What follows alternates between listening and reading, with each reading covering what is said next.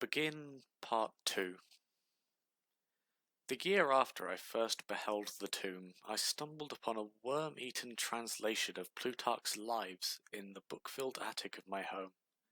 Reading the life of Theseus, I was much impressed by that passage telling of the great stone beneath which the boyish hero was to find his tokens of destiny whenever he should become old enough to lift its enormous weight. This legend had the effect of dispelling my keenest impatience to enter the vault, for it made me feel that the time was not yet ripe.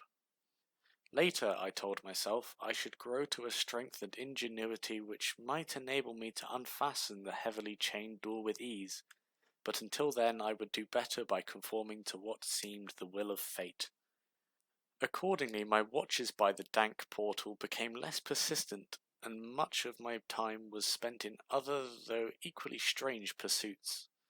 I would sometimes rise very quietly in the night, stealing out to walk in those churchyards and places of burial from which I had been kept by my parents. What I did there I may not say, for I am not now sure of the reality of certain things. But I know that on the day after such a nocturnal ramble I would often astonish those about me with my knowledge of topics almost forgotten for many generations.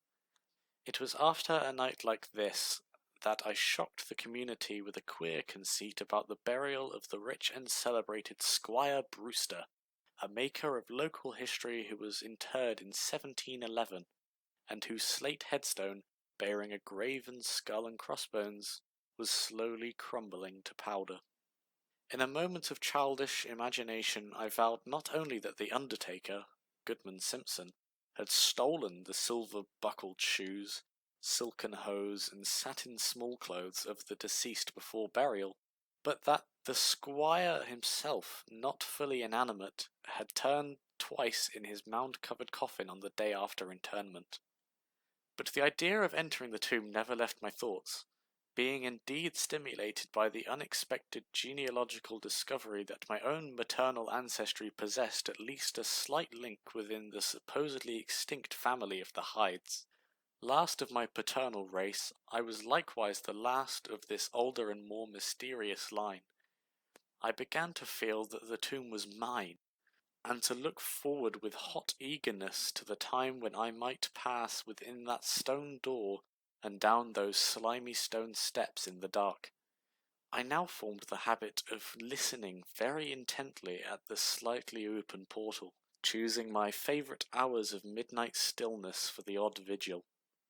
By the time I came of age, I had made a small clearing in the thicket before the mould-stained facade of the hillside, allowing the surrounding vegetation to encircle and overhang the space like the walls and roof of a sylvan bower.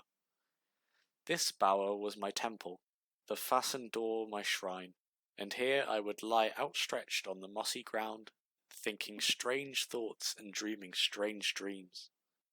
The night of first revelation was a sultry one. I must have fallen asleep from fatigue, for it was with a distinct sense of awakening that I heard the voices. Of those tones and accents I hesitate to speak, of their quality I will not speak, but I may say that they presented certain uncanny differences in vocabulary, pronunciation, and mode of utterance.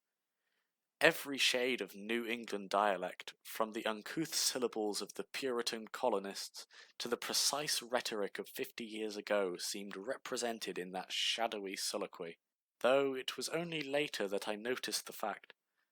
At the time, indeed, my attention was distracted from this matter by another phenomenon, a phenomenon so fleeting that I could not take oath upon its reality. I barely fancied that, as I awoke, a light had been hurriedly extinguished within the sunken sepulchre. I do not think I was either astounded or panic-stricken, but I know that I was greatly and permanently changed that night. Upon returning home, I went with much directness to a rotting chest in the attic, wherein I found the key, which next day unlocked with ease the barrier I had so long stormed in vain.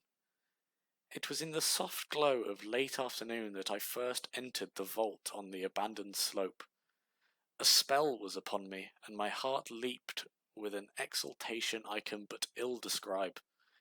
As I closed the door behind me and descended the dripping steps by the light of my lone candle, I seemed to know the way, and though the candle sputtered with the stifling reek of the place, I felt singularly at home in the musty, charnel house air. Looking about me, I beheld many marble slabs bearing coffins, or the remains of coffins. Some of these were sealed and intact, but others had nearly vanished, leaving the silver handles and plates isolated amidst certain curious heaps of whitish dust. Upon one plate I read the name of Sir Geoffrey Hyde, who had come from Sussex in 1640 and died here a few years later. In a conspicuous alcove was one fairly well-preserved and untenanted casket, adorned with a single name which brought to me both a smile and a shudder. An odd impulse caused me to climb upon the broad slab, extinguish my candle, and lie down within the vacant box. End Part 2.